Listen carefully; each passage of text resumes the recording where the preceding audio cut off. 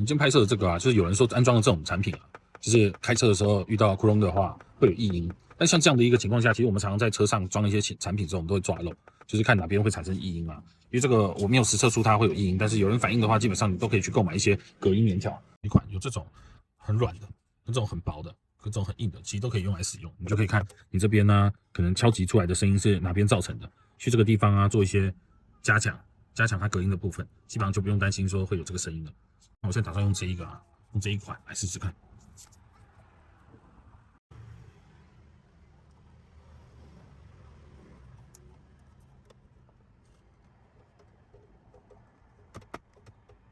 这个太厚了。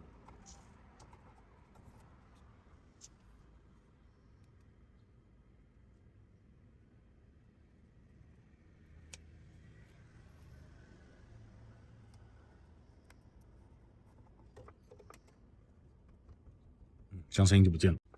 这样就不会有异音了。再来就是厚度的问题啊，因为你看，如果说把这个，因为要找到异音产生的一个点，然后去抓一个位置，然后像这样可以关的时候啊，它已经敲不出声音来了。等于说要自己去找一个位置，大概什么样的一个位置啊？像这边就会敲出声音，但这边有贴就不会。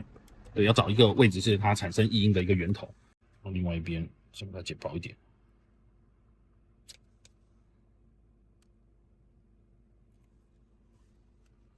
贴这边。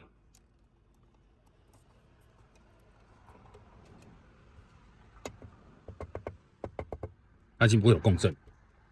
这就是我们要的一个感觉，就是要自己去抓一些就是异音产生的一个位置。像这个东西可以多买一点，它这真的蛮好用的，就是各种的隔音棉啊，你都可以在不同的场合上派上用场。但是目前来讲，用的比较好的还是这种比较厚的，你还可以抓到很多车上可能有哪边很多异音，可以用这个处理。像我们天窗也有用这个处理，像这个伸缩遮阳帘啊，这个没事，这个在做实测而已。然后它这个位置啊，就是很常有人说震动的时候或灯要出来的时候，它这个铁啊会去敲到上面的玻璃。当然你在这边用力挤压，你就可以挤压到，它有敲到玻璃的声音。那这时候就可以剪一小块垫在这边，它基本上就没办法再撞击上面的玻璃了。这都是找异音的一个方法。所以说每个产品它都有它一定的一个可能没有处理好的地方，其实它并不是不 OK， 我们都可以靠自己的 DIY 的方式去把车上哪边有异音把它抓出来。所以其实买一个这样的一个蛮方便的，就自己可以听听看自己车上哪边有异音，然后自行的去处理就行了。